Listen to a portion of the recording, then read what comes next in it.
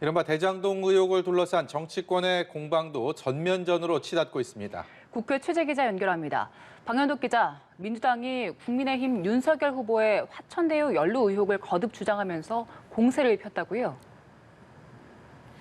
네, 그렇습니다. 민주당은 화천대유 대주주 김만배 씨의 누나가 윤 후보 부친의 자택을 사들인 점을 연결고리로 대대적 공세를 폈습니다. 우연에 불과하다는 윤 후보 측 해명이 석연치가 않다는 겁니다. 윤호중 원내대표는 우연히 반복되면 필연이라며 곧 국민의힘 게이트, 나아가 윤석열 게이트 실체가 드러날 것이라고 주장했습니다. 윤 후보에게 후보직 사퇴와 대국민 사과도 촉구했습니다.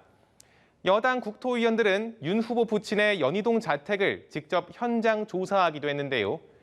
역시 사건의 중심에 있는 이재명 후보 측 역시 윤 후보 해명이 로또 3번 당첨될 확률과 같다고 비난했고, 수사 대상 인사들과 이 후보의 연루 의혹에 대해선 국민의힘이 만물 이재명설로 가짜뉴스를 퍼뜨린다고 반박했습니다. 경쟁자 이낙연 후보가 제안한 정부 차원의 합동특별수사본부 설치에도 동의했는데 정면 돌파에 대한 자신감을 내비친 걸로 해석됩니다. 네, 방현덕 기자, 이런 가운데 국민의힘은 오늘도 특검 도입을 거듭 주장하고 있다고요? 네, 그렇습니다. 국민의힘은 특검을 거부하는 쪽이 범인이라며 민주당의 특검 수용을 거듭 압박했습니다. 이준석 대표는 기자회견과 방송 출연을 통해서 화천대유 50억 클럽 명단에 이재명 후보와 친분이 있는 인사가 있다며 국면 전환을 시도했습니다.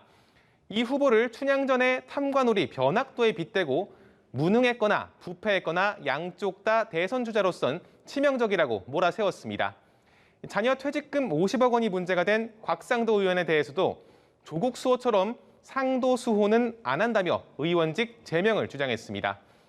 윤석열 후보 측도 어제 검찰 압수수색에 휴대전화를 창밖으로 던졌던 이번 사건 핵심 인물 유동규 씨가 이재명 후보의 신복이라며 이 후보와 대장동 특혜의 연관관계를 밝히라고 공세를 폈는데요.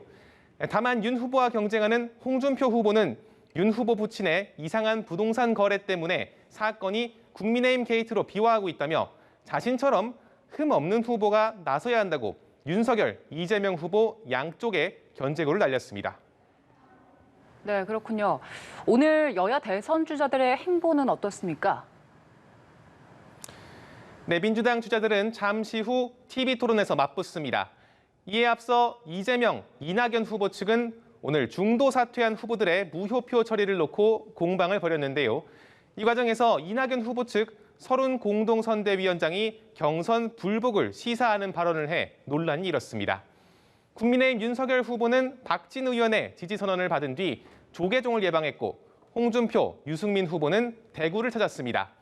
윤 후보는 전날 유튜브 방송에서 청약 통장을 모르면 치매라고 말했다가 치매 환자를 비하했다는 논란에 휩싸인 뒤 오늘 사과했습니다.